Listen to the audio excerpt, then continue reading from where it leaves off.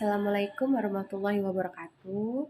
Video kali ini saya akan menjelaskan tentang step by step kita memperpanjang STR. Jadi untuk teman-teman yang merasa kesusahan dan bingung bagaimana step by stepnya, tonton aja terus video yang saya upload setiap step by step saya memperpanjang STR. Jadi untuk pertama kalinya kita harus mendaftar Siporlin. Jadi Siporlin ini adalah seperti surat rekomendasi dari IBI di mana kita tinggal gitu. Jadi nanti ada pertama kali kita daftar, kita harus mempunyai username.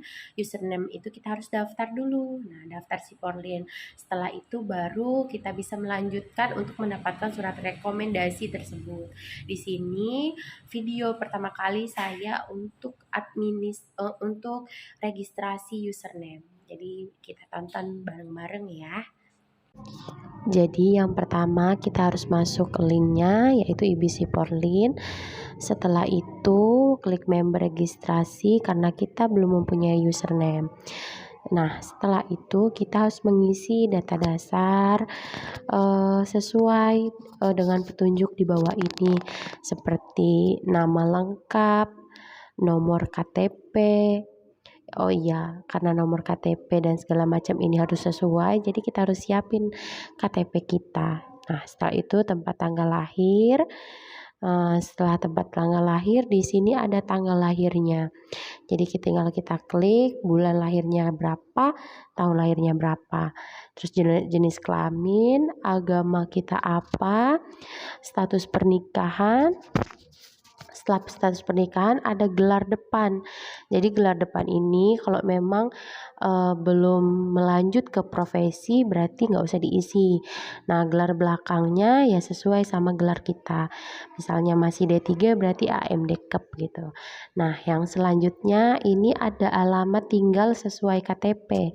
Jadi sesuai, kita harus menyesuaikan dengan KTP, nggak bisa asal-asal gitu. Takutnya nanti malah ditolak. Jadi ini ada alamat tempat tinggal, ada provinsinya, kabupaten atau kota, kecamatan, ada kelurahannya. Terus habis itu jangan lupa kita harus tahu kode posnya gitu ya. Setelah itu, setelah kita memasukkan kode pos, kita harus memasukkan nomor telepon kita yang masih aktif.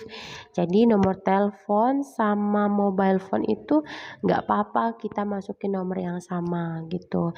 Karena daripada nggak keisi, mendingan nomor telepon yang sama mobile phone itu sama.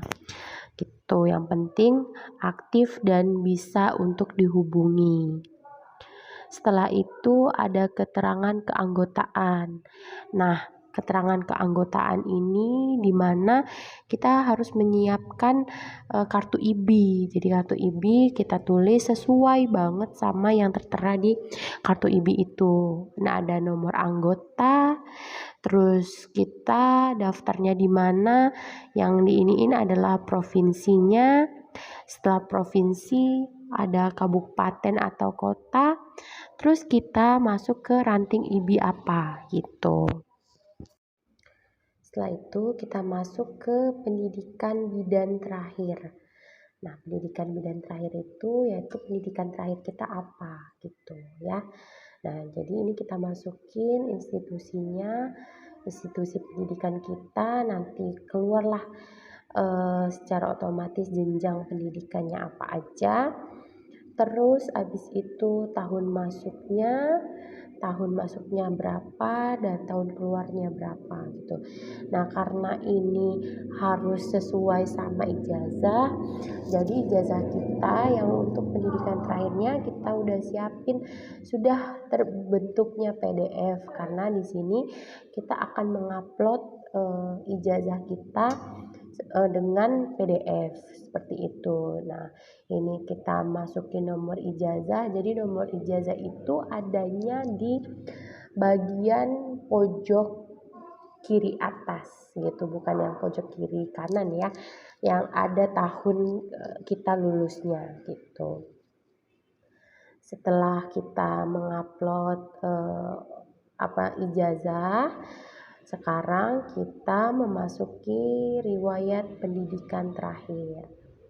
Nah, riwayat pendidikan terakhir ini kita sudah melanjut ke jenjang berikutnya atau masih tetap di D3 gitu ya. Jadi bisa sama atau bisa juga berbeda isinya gitu. Nama institusinya sama kayak di atas, terus jenjangnya apa, ada D3, S1, S2 gitu-gitu. Nanti tinggal pilih aja. Terus jurusannya apa? Jurusan kita kan bidan, kita tulis ya bidan ya. Terus ada tahun masuknya sama ada tahun keluarnya, terus ada nomor ijazah, terus kita juga mengupload ijazah kita yang sudah berbentuk PDF ke riwayat pendidikan terakhir ini gitu teman-teman. Jadi udah kita upload, kita memasuki step berikutnya. Untuk step berikutnya yaitu alamat kantor. Nah, karena kita misal nih, kita nih kerjanya di PMB gitu ya. Udah kita tulis di PMB. Atau kita kerjanya di puskesmas. Ya, tulislah di puskesmas gitu. Terus kita masukin alamat tempat kita bekerja. Setelah itu baru kita masukin di mana kita tempat bekerja, kotanya apa. Setelah itu baru ke pekerjaan kita. Pekerjaan kita ini apa? Kita udah PNS kah? Atau tenaga honorer kah? Atau kita belum bekerja? Atau yang lainnya gitu. Setelah itu jabatan kita apa? Kalau memang udah PNS ya PNS, kalau misalnya karyawan ya karyawan gitu. Setelah itu telepon kantor. Telepon kantor ini kita bisa masukin nomor telepon yang seperti di atas tadi.